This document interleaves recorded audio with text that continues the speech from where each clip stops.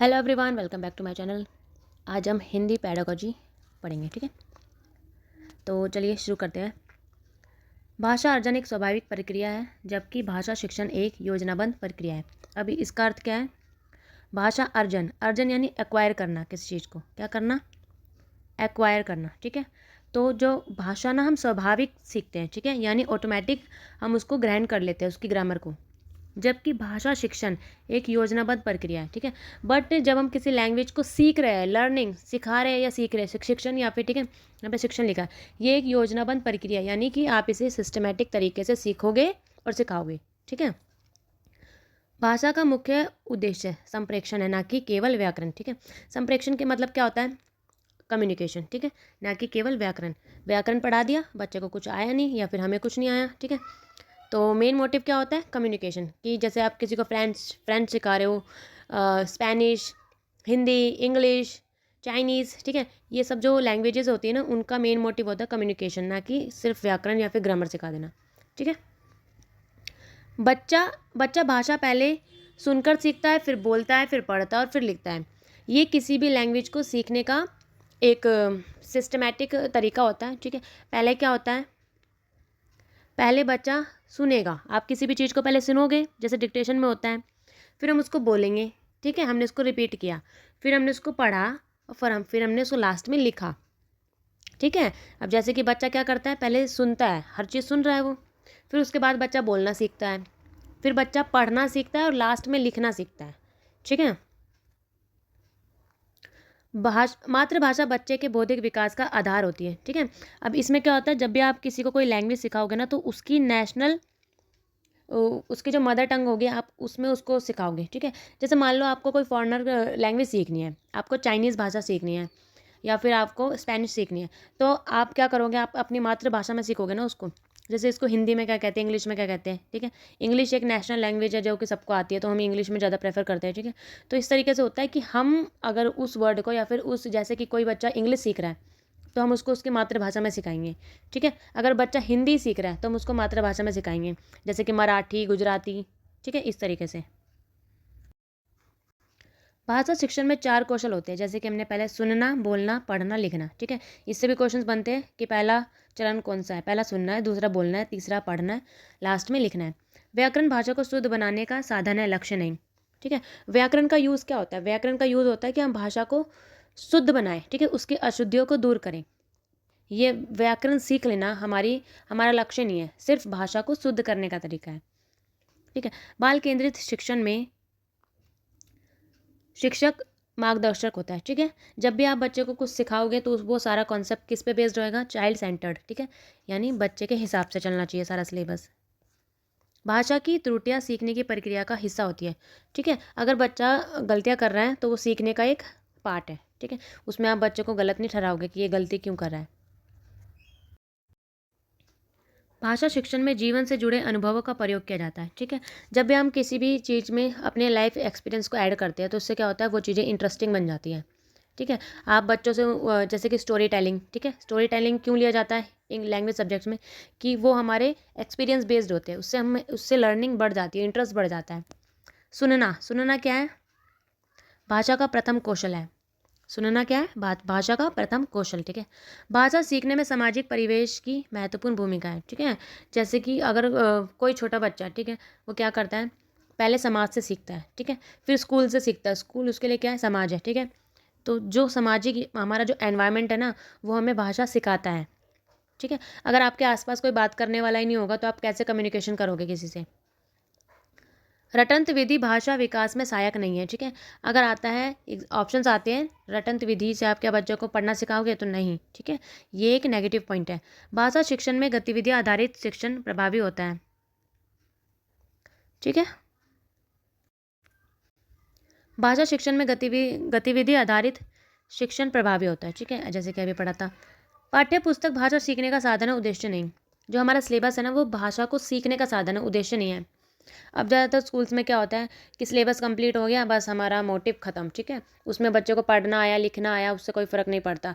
तो कहीं ना कहीं मुझे एक नेगेटिव पॉइंट लगता है, इंडियन सिलेबस में करिकुलम काफ़ी बेकार है, उसको अच्छा किया जा सकता है, बट अब कौन सरकार से लड़ाई करे। भाषा विकास का निर्माण स्वयं करता है, बालक भाषा का निर्माण स्वयं करता है। अब इसमें क्या होता है, जैसे कि बच्चा एक एनवायरनमेंट में रहता है तो वो उस एनवायरनमेंट से ना खुद ही लर्निंग करता है, ठीक है, खुद सीखता है वो उसको। भाषा शिक्षा में सतत और व्यापक मूल्यांकन उपयोगी है, ठीक है। अब यहाँ पे भाषा हो या फिर अदर सब्जेक्ट हो, उसमें आप क्या करोगे, कौन सा मूल्यांकन करोगे, सतत और व्यापक, ठीक है। इसे आपने अपनी कोर्सेज में भी पढ़ा होगा। सार्थक शब्दावली में सार्थक संदर्भों में शब्दावली का विकास अधिक प्रभावी होता है, ठीक है। शब्दावली क्या हो गई, डिक्शनरी, ठीक है। भाषा शिक्षण में त्रुटि सुधार तत्काल नहीं करना चाहिए।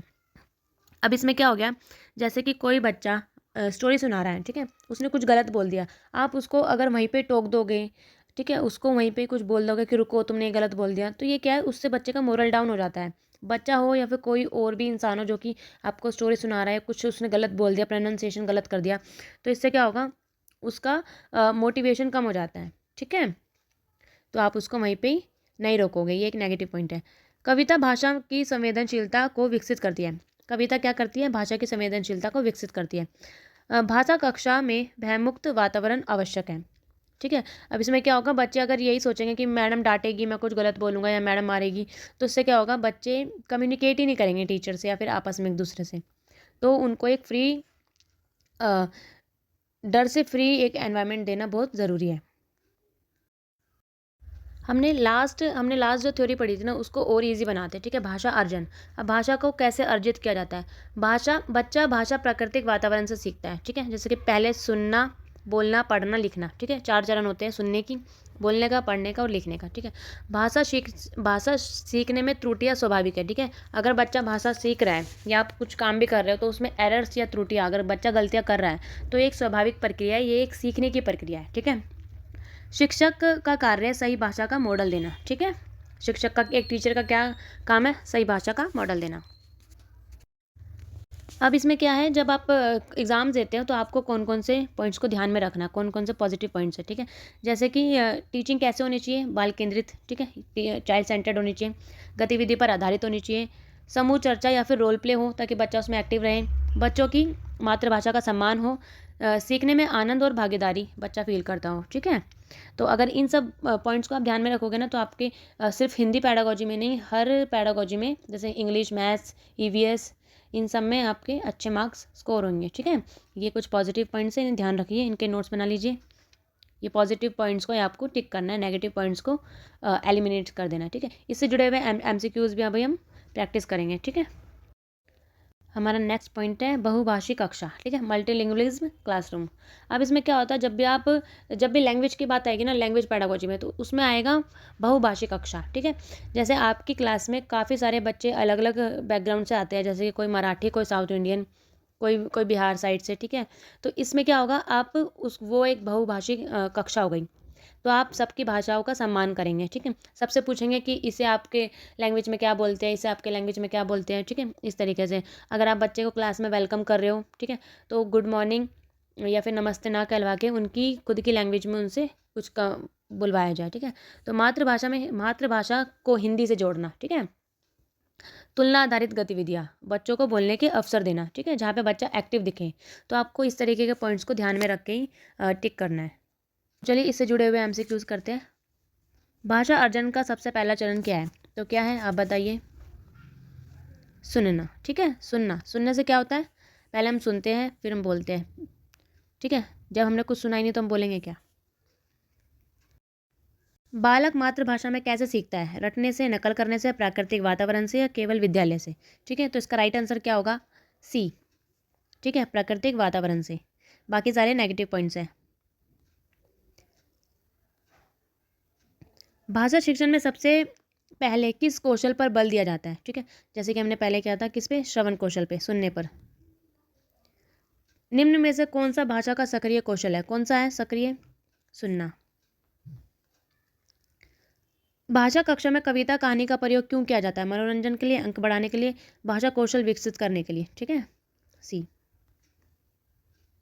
भाषा शिक्षण में TLM का मुख्य उद्देश्य क्या है, कक्षा सजाना, कक्षा आसान, परीक्षा आसान बनाना, अधिगम को रुचिकर बनाना, ठीक है। ये हमारा पॉजिटिव पॉइंट है।